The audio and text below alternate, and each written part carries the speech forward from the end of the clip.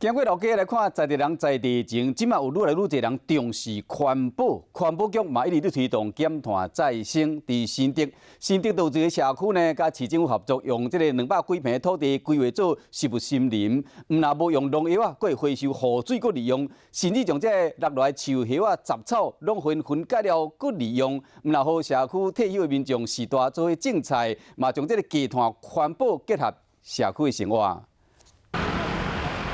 甲杂草拢慢慢起来，惊青菜营养分会受到影响，菜就较袂甜啊。不过咱详细看，这菜园啊附近，那会拢是大楼咧。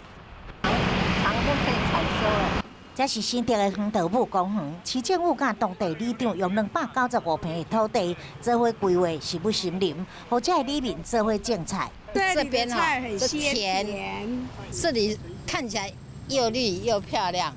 啊，有新鲜的东西，又有可以劳动，又可以观赏。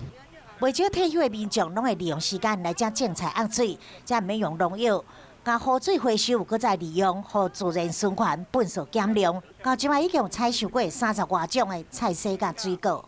我们这边有2100多户啊，是眷村改建的，所以老人家还特别多，刚好有这块地可以来活动一下筋骨。 环保局讲，目前这所在已经种超过4500丛的蔬果，有3000多丛香料食物，也有500丛季节的蔬菜。若是民众退休了后，有所在通去活动一下筋骨，嘛，互减碳环保真正进入社区。